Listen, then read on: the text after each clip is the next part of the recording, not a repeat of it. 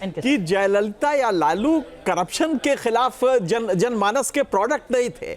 जयललिता जो अंतर है वो ये है कि जयललिता ने कहां क्लेम किया था कि वो सबसे करप्ट है, सबसे ऑनेस्ट है। तो ये प्रोडक्ट जो थे, अरविंद केजरीवाल तो प्रोडक्ट ही उसी के थे। भारत में ये रेयर केस हुआ था कि एक प्रोडक्ट पॉलिटिकल आया है जो करप्शन के खिलाफ आंदोलन का प्रोडक्ट। ठीक है, लेकिन इस वक्त की जो टैली है देखिए वो 42-25 यानी जो फासला है वो काफी ज्यादा बढ़ चुका है। सिर्फ 2 विधानसभा सीट ऐसी बची हैं जिनका रुझान आना रह गया है। 68 विधानसभा सीटों का रुझान इस वक्त आपके सामने। बहुमत के जरूरी नंबर से काफी आगे भारतीय जनता पार्टी शुरुआती 1 घंटे में नजर आ रही है और बहुमत से काफी पीछे आम आदमी पार्टी यहां पर नजर आ रही है। वो पॉलिटिकल पार्टी जिसको पिछले विधानसभा चुनाव में 62 सीटें मिली थी, उससे पिछले चुनाव में 67 सीटें मिली थी, वो इस वक्त 25 सीटों पर सिमटी नजर आ रही है। हमारे सहयोगी मोहित बख्शी हमारे साथ बने हुए हैं, लगातार आम आदमी पार्टी लगातार कवर करते हैं। मोहित, 1 घंटा तो अब हो चुका है, आम आदमी पार्टी की तरफ से कुछ आकलन तो शुरू हो रहा होगा कि कमी कहां रह गई?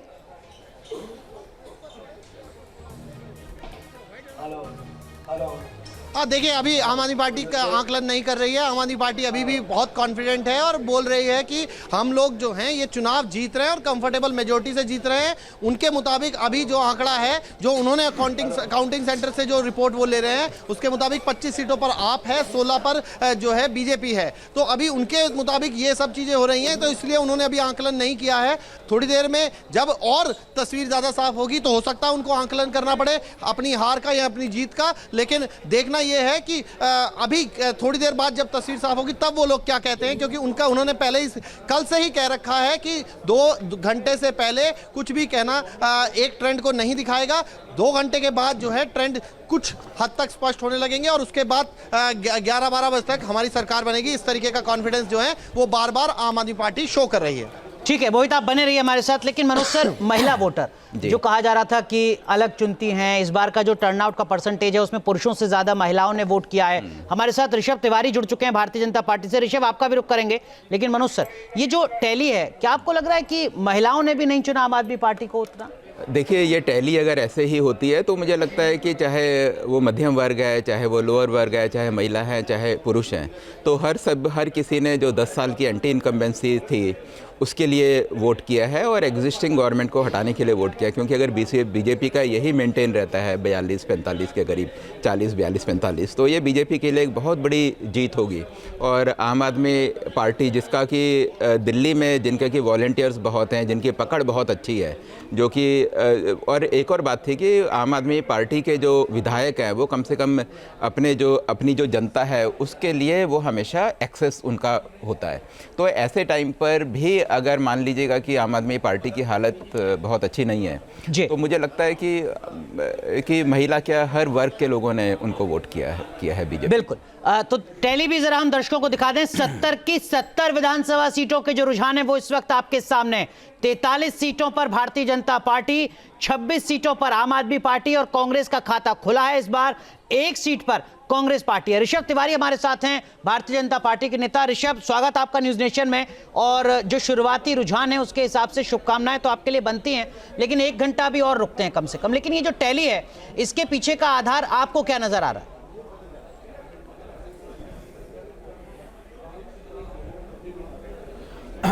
सबसे पहले न्यूज नेशन के सारे दर्शकों को शुभकामनाएं।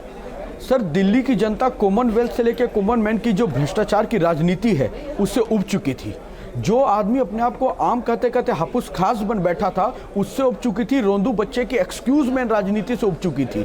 हर चीज में आरोप सरकार पे लगा देना। शीश महल जब बनाते हैं तो सरकार आपकी बजट को नहीं रोकती, लेकिन जनता के कल्याणकारी योजनाओं के लिए केंद्र सरकार आप पे बजट को रोक देती है। तो इस तरह का आरोप लगा के एक रोंदू बच्चा की राजनीति जो उन्होंने पेश की थी, एक्सक्यूज मैन राजनीति जो पेश की थी, उससे जनता उब चुकी थी, जिसका परिणाम आपको दिख रहा है। शाम होते होते हम प्रचंड बहुमत से जीतने जा रहे हैं, हमें कोई शक नहीं है। एक बात यहां से स्पष्ट होकर आई है कि काट की हंडी बार बार नहीं चढ़ती। जनता ने इस चीज को माना है कि कुछ भी हो हम एक्सक्यूज मैन राजनीति को बैठाएंगे, विकास की नीतियों वाली कमल खिलाने की राजनीति को स्थापित करेंगे। ऋषभ, लगातार आम आदमी पार्टी की तरफ से कहा गया कि बीते 5 साल में आपने राज्य सरकार को काम नहीं करने दिया। सीबीआई, ईडी, उपराज्यपाल, अलग अलग स्तर पर आपने मनोबल तोड़ा और उसकी वजह से ये टैली इस वक्त दिख रही है।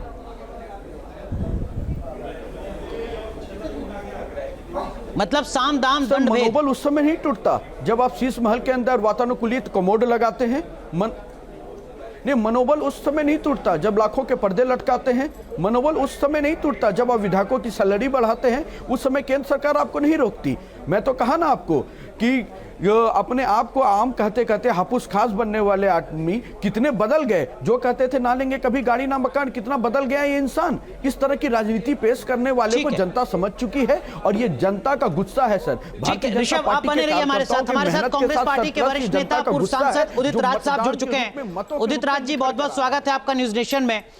1 घंटा बीत चुका है, कांग्रेस पार्टी का खाता खुला है 1 सीट पर, लेकिन आम आदमी पार्टी सत्ता से बाहर ऐसा लग रहा है। क्या इसके पीछे की बड़ी वजह नजर आती है आपको, और क्या कांग्रेस ही सबसे बड़ी वजह है?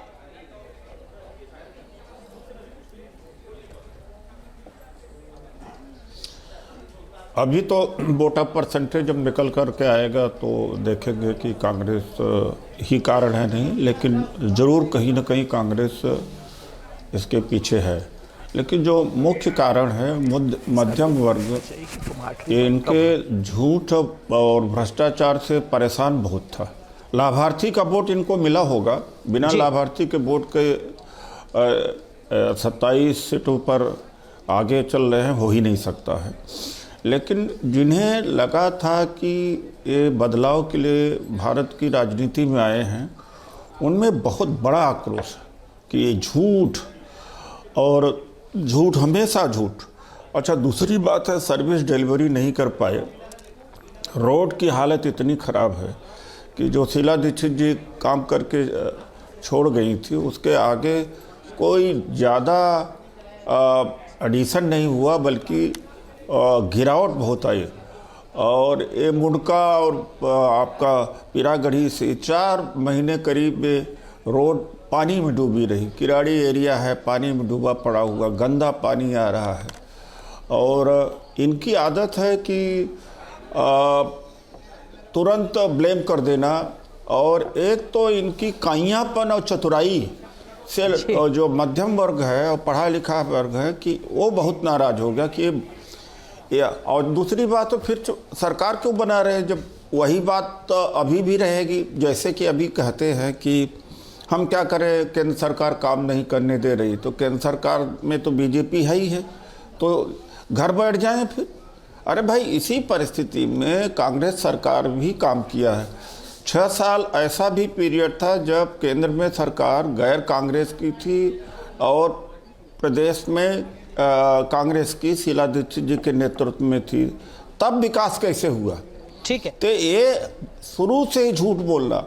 और सबसे ज़्यादा जैसे कि शीला दीक्षित भ्रष्ट है, जेल भेज के रहेंगे, मनमोहन सिंह जी के ऊपर आरोप लगाए। अरे एक भी साबित हो पाया? एक भी, सारा का सारा झूठ। इसीलिए झूठ। तो अच्छा, कुछ झूठ लोग कह रहे हैं बोलने में उदित तो राज जी की कांग्रेस पार्टी दो की ही नेता इस रणनीति देश में है, मोदी कि जी हम और तो अरविंद डूबेंगे सनम, केजरीवाल तुम्हें जी। भी ले डूबेंगे।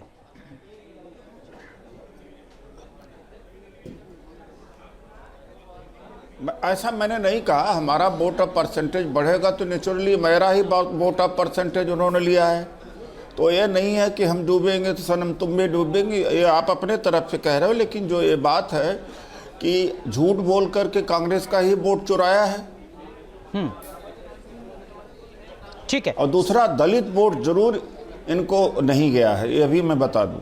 ठीक है, संजीव कौशिक जी भी हमारे साथ हैं आम आदमी पार्टी से। संजीव जी, अभी तक आम आदमी पार्टी बच रही है कुछ बोलने से, कह रही है कि थोड़ा इंतजार और कीजिए। आप भी क्या इसी बयान को दोहराएंगे या आप अब कुछ आकलन के साथ, विश्लेषण के साथ बैठे हैं?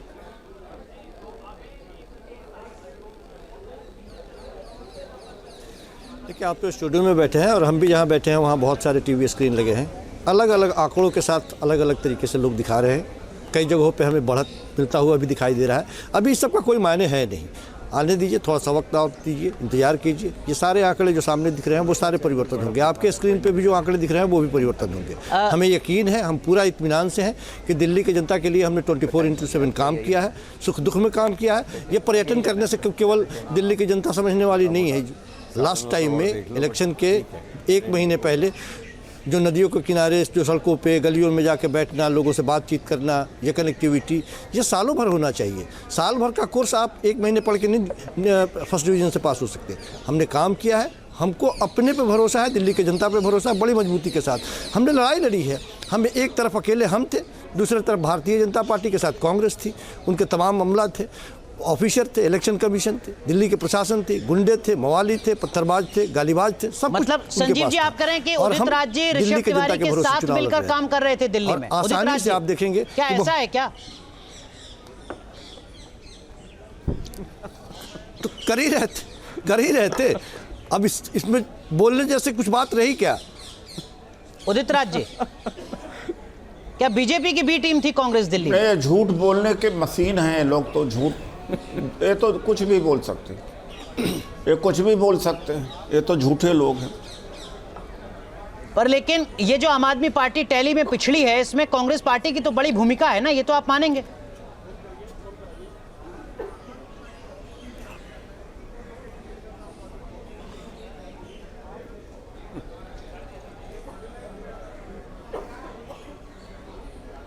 उदित जी आवाज नहीं आ रही भाई। ठीक है, आप पहले चाय कॉफी खत्म कर लीजिए सर, फिर मैं दोबारा आपके पास आऊंगा।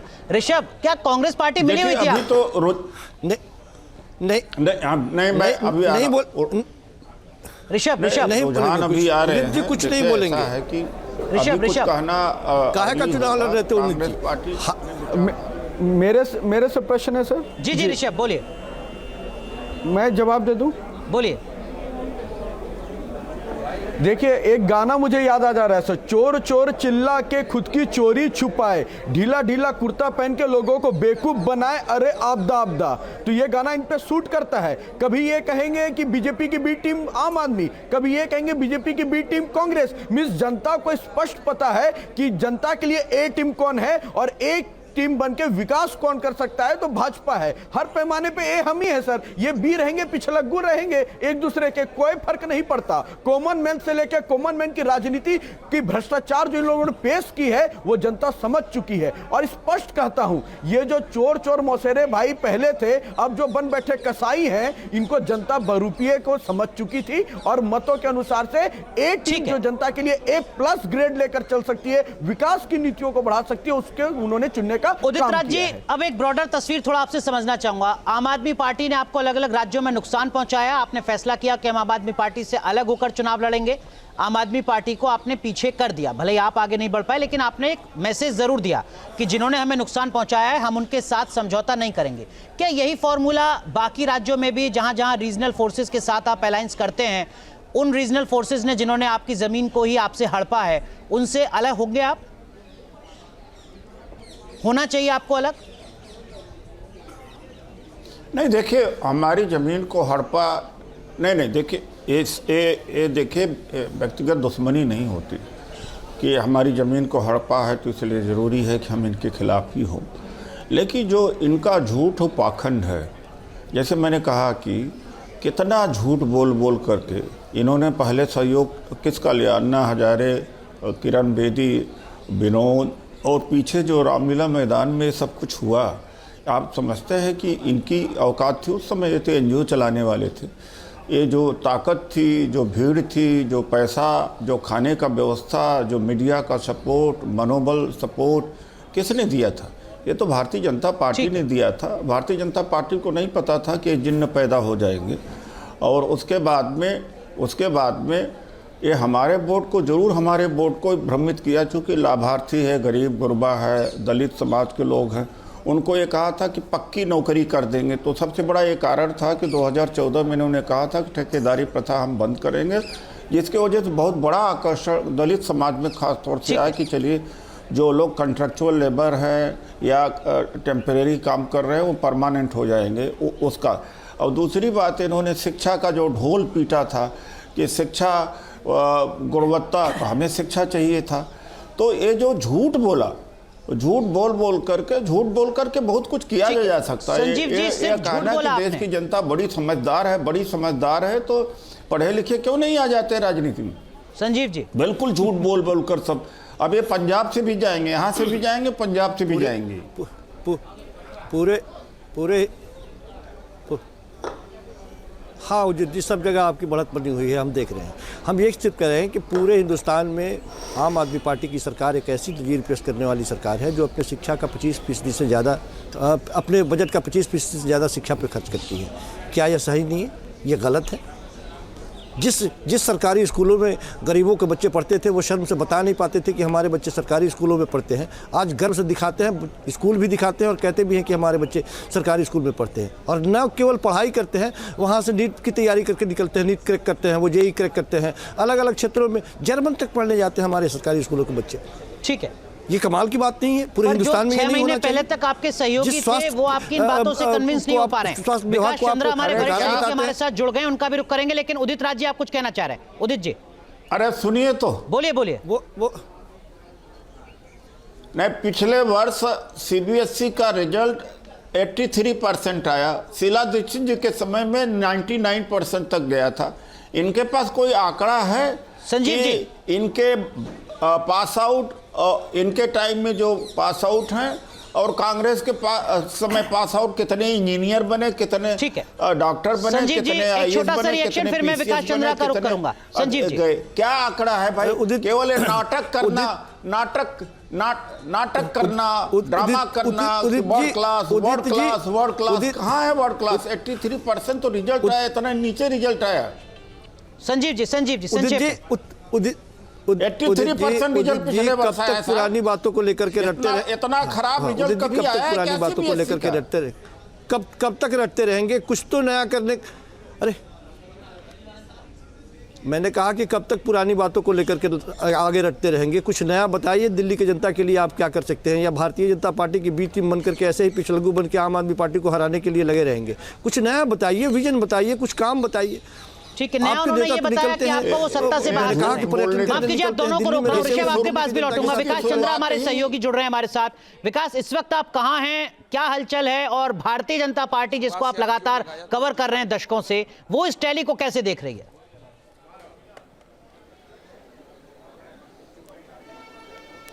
देखिए, बीजेपी का जो स्टेट ऑफिस है पंत मार्ग पर, वहाँ मैं मौजूद हूँ और सुबह से ही यहाँ बीजेपी के नेताओं, प्रवक्ता, पदाधिकारी और उनके जो बड़े नेता हैं उनके आने का सिलसिला शुरू हो गया है। बीजेपी में उत्साह का माहौल है और कल से ही यहाँ तैयारी चल रही थी, क्योंकि बीजेपी ये मानकर चल रही है कि उसकी सरकार आ रही है और बहुमत से आ रही है। और अभी तक के जो रुझान सामने आए हैं, अनुराग, जो आप दर्शकों को दिखा रहे हैं, तो वो उस बीजेपी जिस तरह दावा कर रही थी उसी हिसाब से। हालांकि बीजेपी के संगठन की अगर बात की जाए तो संगठन की रिपोर्ट ये है कि वो 38 सीट तक पा सकते हैं। तो देखना है कि जो जब परिणाम आता है तो कितनी सीटें आती हैं, किसके खाते में जाती हैं, बीजेपी कितना पाती है और आम आदमी पार्टी को कितना मिलता है। लेकिन फिलहाल अगर बीजेपी की बात की जाए तो यहाँ उत्साह का माहौल है और बीजेपी का हर नेता इस बात का दावा कर रहा है कि वो साधारण बहुमत से नहीं, उससे आगे निकलकर वो दिल्ली में सरकार बनाने जा रहे हैं। 27 साल का वनवास उनका खत्म होने वाला है और बीजेपी के नेताओं का कहना है कि जिस तरीके से झूठ की राजनीति केजरीवाल ने की, उसका पोल खुल गया, जिसका फायदा उन लोगों को दिल्ली में मिला है। और आगे उनकी सरकार बनेगी अगर, तो जो अब तक दिल्ली में देखने को मिला उससे अलग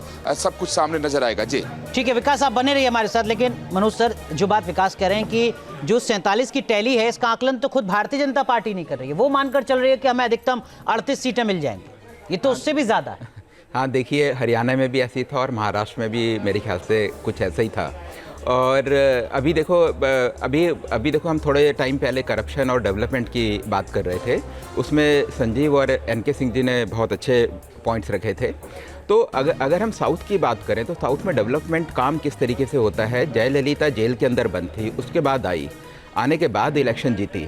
तो एक बात का मेरे को ध्यान है, इंडिया में जिस समय ऑटो इंडस्ट्री डेवलप हो रही थी तो सारी की सारी दिल्ली के आसपास डेवलप हुई। मारुति गुड़गांव में आई तो सारी इंडस्ट्री वहाँ हुई। तो जयललिता पर्सनली ऑटो इंडस्ट्री के जो मालिक थे, यहाँ जो सीईओ थे, उनको फ़ोन करती थी और फ़ोन करके वो वहाँ बुलाती थी। तो ये तो साउथ के लोगों का काम करने का तरीका है। मारन जिस समय टेलीकॉम मिनिस्टर थे तो करप्शन का उनके ऊपर चार्ज था, वो बात ठीक है, लेकिन उन्होंने इंश्योर करा कि नोकिया जो भी अपनी नई फैक्ट्री खोलेगा वो चेन्नई में खोलेगा। तो नोकिया की जो पहली फैक्ट्री थी वो वाली फैक्ट्री साउथ में थी, तमिलनाडु में थी। तो लेकिन यहाँ क्या हुआ, दिल्ली में करप्शन के चार्ज तो लगे, लेकिन लोगों ने ये भी देखा कि डेवलपमेंट के नाम पर कोई काम नहीं हुआ। बिल्कुल। तो अगर डेवलपमेंट हो, करप्शन हो और कोई और, तो ऐसे में मेरे को लगता है कि लोग एक बारी एक्सेप्ट कर सकते हैं। लेकिन यहाँ एक भयंकर एंटी करप्शन की इमेज, एंटी करप्शन के नाम पर ये पार्टी बनी, और तो लेकिन डेवलपमेंट की तरफ, इंफ्रास्ट्रक्चर डेवलपमेंट हो या बाकी डेवलपमेंट हो, उसकी तरफ इस पार्टी का कोई भी फोकस नहीं था दिल्ली में। ठीक है, एक कुछ साल पहले की रिपोर्ट थी सर, जिसके मुताबिक देश के 65% इंजीनियरिंग कॉलेज दक्षिण भारत में थे और उन स्कूलों में पढ़ने वाले 65% से ज्यादा छात्र उत्तर भारत के वहां पढ़ने जाते थे। संजीव सर, जो बात उदित राज अभी कह रहे हैं कि ये बेहतर हुआ हम अलग हुए और हमें अलग होना था, क्या यही फॉर्मूला आने वाले वक्त में कांग्रेस पार्टी बाकी राज्यों में भी करती नजर आएगी, उन राज्यों में जहां रीजनल फोर्सेज ने उनकी जमीन को उनसे छीना है, राजनीतिक जमीन को छीना है? देखिए, मेरे ख्याल से हर स्टेट में अलग एग्जाम्पल होगा, हॉर्सेस फॉर कोर्सेज। हम ये नहीं कह सकते कि ये फॉर्मूला लागू हो जाएगा, लेकिन ये ज़रूर होगा कि जो क्षेत्रीय दल बिल्कुल आंखें तरेड़ते थे और कांग्रेस को बिल्कुल हाशिए पर रखना चाहते थे जब लोकल लेवल पे एडजस्टमेंट करेंगे, वो इस नतीजे के बाद नई दृष्टि से आंकलन करेंगे अपनी ज़मीन का कि कांग्रेस को साथ लें, कितना साथ लें। तो जो एक दादागिरी का माहौल था या कांग्रेस को दबाने की कोशिश थी, और कांग्रेस उसके प्रतिकार में उल्टा ऐसी बिहेव करती थी कि हम दबाएंगे, हम दादा हैं, हम बड़े हैं, तो वो ज़्यादा संतुलन आएगा क्षेत्रीय दलों में और कांग्रेस पार्टी में जहाँ जहाँ इलेक्शंस आने वाले दिनों में होंगे। सबसे पहला तो एक उदाहरण उसका बिहार में शायद पड़ेगा जी। बिहार में डेफिनेटली कांग्रेस बहुत कमज़ोर है आरजेडी के मुकाबले, बट आप बिल्कुल कांग्रेस को कहो कि हम तो आपको 10-20 सीट देंगे, उससे ज़्यादा कांग्रेस मांगने की स्थिति में होगी। ठीक है, कि ये कॉम्बिनेशन है।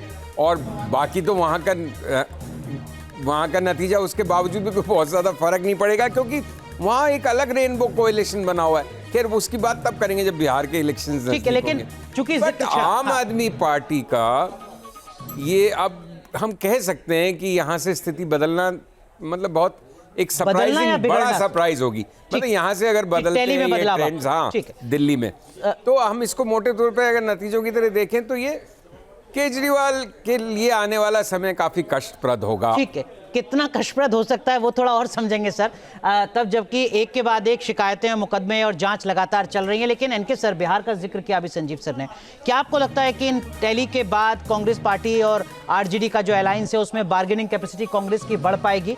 और इसी से जुड़ी दूसरी बात है कि जो अब तक खबरें आ रही थी कि विधानसभा चुनाव से पहले नीतीश कुमार पाला बदल सकते हैं, बीजेपी की इस जीत के बाद क्या नीतीश कुमार का भी कॉन्फिडेंस थोड़ा लो होगा अगर वो ऐसा कर रहे थे तो? देखिए, बिहार का सिचुएशन अलग है। नीतीश कुमार का अपना सपोर्ट बेस पर से नहीं है, लेकिन किसी के साथ वो जब टाई अप करते हैं तो मल्टीप्लायर इफेक्ट होता है, उनकी भी बढ़ती है, उस पार्टी की भी बढ़ती है।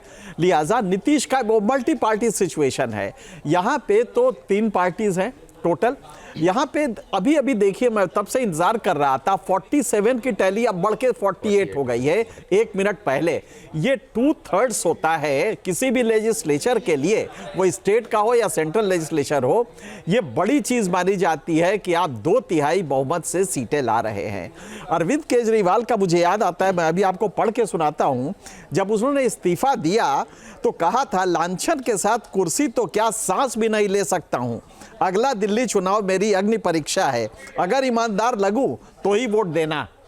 जनता ने वोट दे दिया, नहीं लगा।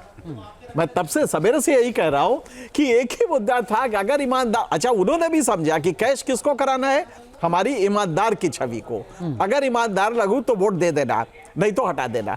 तो जनता ने देखा ईमानदार नहीं है। अब यहाँ पे एक बात जरूर आती है जिसको शायद हम मिस कर रहे हैं, कि अगर आप दिल्ली को लेके कॉन्स्टिट्यूशन देखिए तो कॉन्स्टिट्यूशनल प्रोविजन इतने वाहियात हैं कि 61 सीटें और 67 सीटें लाने के बाद भी एक पार्टी का चीफ मिनिस्टर पत्ता भी नहीं हिला सकता अगर वो लेफ्टिनेंट गवर्नर ना चाहे। जैसे जैसे अरविंद केजरीवाल ने अपना हमला शुरू किया, वैसे वैसे बीजेपी के जो लेफ्टिनेंट गवर्नर हुआ करते थे उन्होंने सख्ती शुरू की और अरविंद केजरीवाल को काम बिल्कुल नहीं करने दिया गया सेकंड टर्म में, इसमें कोई दो राय नहीं है।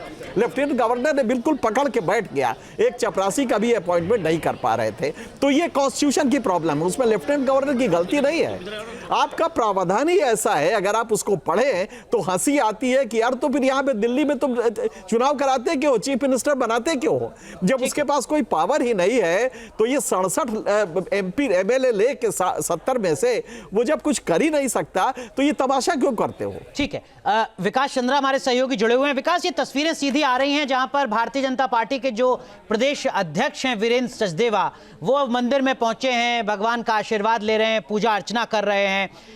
प्रदेश संगठन को इसका क्रेडिट मिलेगा तब जबकि 27 साल के बाद बीजेपी का वनवास खत्म हुआ है।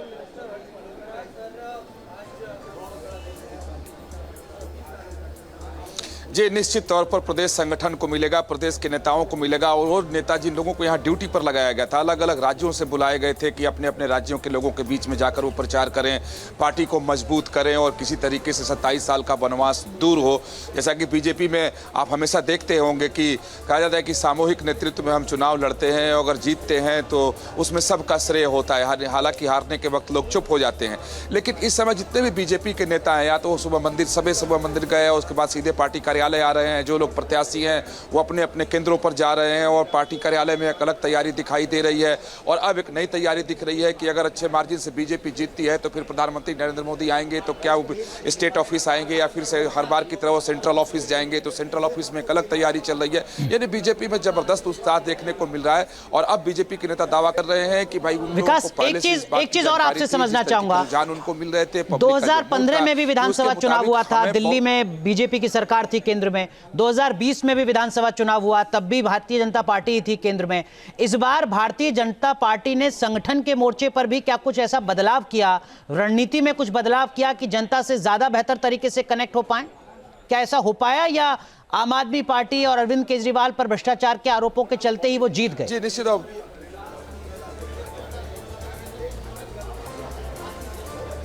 जी, दो काम बीजेपी की तरफ से बहुत मजबूती के साथ किया गया। एक तो संगठन को लेकर कि प्रचार अभियान कैसे चलाया जाए, और यहाँ श्रेय राष्ट्रीय स्वयंसेवक संघ को देना पड़ेगा, उसके अनुसांगिक संगठनों को देना पड़ेगा। वैसे बीजेपी सालों भर चुनावी मूड में रहने वाली पार्टी है और दिल्ली विधानसभा चुनाव के लिए कोई ऐसा नहीं कि चुनाव जब आया तो बीजेपी के नेता और कार्यकर्ता मैदान में कूद गए। ये लोग लगभग 1 साल पहले से पूरी ताकत के साथ मैदान में उतरे थे। उसके साथ साथ संघ ने अपनी तैयारी शुरू की और बिना किसी को संज्ञान में आए हुए संघ के लोग अपना काम कर रहे थे। अलग अलग टोली बना करके अलग अलग मोहल्लों में, बस्ती में जाकर के छोटी छोटी सभाएं करना, लोगों के बीच में जाना। और वो सबसे बड़ी बात थी कि वो लोग चुनाव और राजनीति और वोट की बात नहीं करते। ठीक है विकास जी, माफ कीजिए, आपको रोक रहा हूं। हमारे साथ भारतीय जनता पार्टी के प्रवक्ता गोपाल कृष्ण अग्रवाल जी भी जुड़ चुके हैं। कांग्रेस पार्टी के प्रवक्ता उदित राज जी हमारे साथ बने हुए हैं और साथ ही साथ संजीव कौशिक आम आदमी पार्टी से। उदित राज जी, गोपाल जी मैं आऊंगा आपके पास। उदित राज जी, एक चीज मैं आपसे समझना चाहूंगा, क्या आपको लगता है कि कांग्रेस पार्टी के राष्ट्रीय नेताओं ने दिल्ली में उतनी ज्यादा मेहनत नहीं की जितनी वो कर सकते थे, करनी चाहिए थी, और अगर ऐसा होता तो टैली थोड़ी और अलग होती कांग्रेस पार्टी की?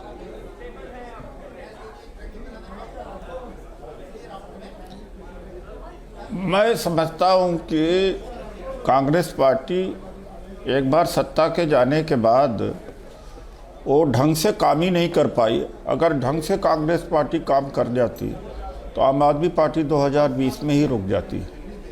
देखिए, हमारे नेता राहुल गांधी जी और खड़गे जी का सीधा क्लैरिटी है कि हम सामाजिक न्याय पर चुनाव लड़ेंगे। दिल्ली में सामाजिक न्याय पर हम चुनाव लड़े ही नहीं। फिर भी लास्ट में राहुल जी का जो प्रचार था कुछ मैंने अपने स्तर पर किया है, उसका प्रभाव है। सवाल इस बात का है कि फ्री बी का काउंटर एम्पावरमेंट ही हो सकता है। हम पेट पालने के लिए नहीं है। यानी ये जो गरीब गुरबा दलित ओबीसी है, क्या पेट पालने के लिए? वो भागीदारी और हिस्सेदारी के लिए है। ठीक है, भागीदारी हिस्सेदारी की बात को लेके चली होती पार्टी।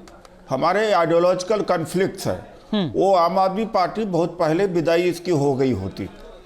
एक बात। दूसरी बात, जो आर्गुमेंट अभी कर रहे हैं कि एलजी काम नहीं करने देता, अरे तो एलजी काम नहीं करने देता तो राजनीति क्यों कर रहे हो? अरे भाई, इन्हीं परिस्थितियों में शीला दीक्षित जी भी तो काम करती थी। आप रोज झगड़ा करेंगे, आपका महत्वाकांक्षा तुरंत प्राइम मिनिस्टर बनने का है कि न्यूज में रहने का है, आप शांति से काम नहीं करेंगे। तो ठीक है, इसी व्यवस्था के अंदर डेवलपमेंट हुआ है। और कैसे कह रहे हैं कि आप करें कि फेडरल स्ट्रक्चर को बेहतर तरीके से संभाल नहीं पाई आम आदमी पार्टी? और दूसरी बात आपने कही कि कांग्रेस पार्टी में आइडियोलॉजिकल डिफरेंस है। न्यूज नेशन अब व्हाट्सएप पर खबरों के ताजा अपडेट के लिए न्यूज नेशन के इस QR कोड को स्कैन करें।